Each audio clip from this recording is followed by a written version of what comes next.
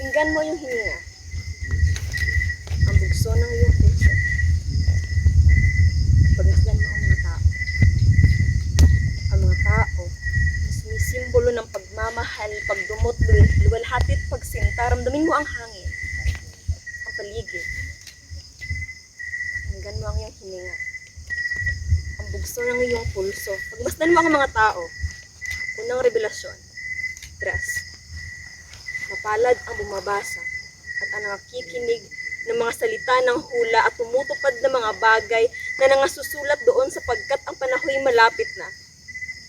Malapit ng paghuhukom, ngunit hindi pa din natin alam ang salitang pagpapatawad, ang kaibahan ng suporta sa paghuhusga, ang sala sa pagbigkas ng mga sanglibutang salita tugon.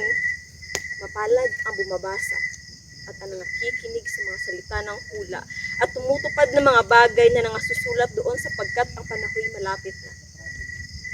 Pangalawang revelasyon, 13. Pagkatapos ay nakita kong umaahon sa dagat ang isang halimaw na may 7 ulo at 10 sungay.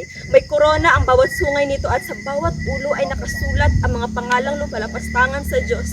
Hindi mo alam ang salitang pagmamahal kung hindi mo natanaw ang mga nasa laylayan at pilit binababa ng binababa ang mga taong dapat inaangat. Ang pagluha ay hindi na isang kwento ng pag-ibig. Kwento na ito ng mga dalawang mukha ng halimaw na sinasamba ng sanlibutan. Nilapastangan ng mga halimaw ang Diyos, ang pangalan ng Diyos, ang tahanan ng Diyos. Pangatlong revelasyon. Mga halimaw na makapangyarihan at mataas ang estado sa lipunan. Nakasulob ng mga diamante ang mga halimaw, humikintab sa kinang ang mga biste nito na parang walang bangkay na binaon sa kutabato at sa pirasong lupain ng mundo. Hindi nga ito isang kwento ng pag-ibig. Isa na itong kwento ng pakikibaka, ang pagbabalik tanaw sa mga nakalimutang pagkakasala at dapat hukman ng mga halimaw na pumapatay, ngunit walang dugong dumadana. Mga nakabisti ng bahag at mga palamuti sa kanilang mga katawan na ginagawang disenyo sa harap ng mga dayuhan. Ito pa ba ay ating kultura? Pangatlong revelasyon. May mga halimaw na nakatira sa ating mga kaluluwa. Na kung ikot na ang siklo, bumibigat. Sobrang bigat.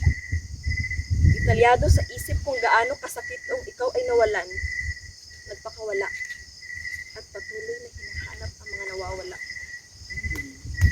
Mga iba't ibang uri ng halimaw sa bawat revelasyon, ngunit ikaw ay isang anghel. Dala ang walang hanggang magandang balita upang ipahayag sa mga tao sa lupa. Sa lahat ng bansa, lipi, wika at bayan, ikaw ay isang anghel. At hindi ka kasing ganda ng pagtahi ng bawat tula dahil ikaw ang mismong tula. Ikaw ay anghel at hindi ka kumukonekta sa mga halimaw.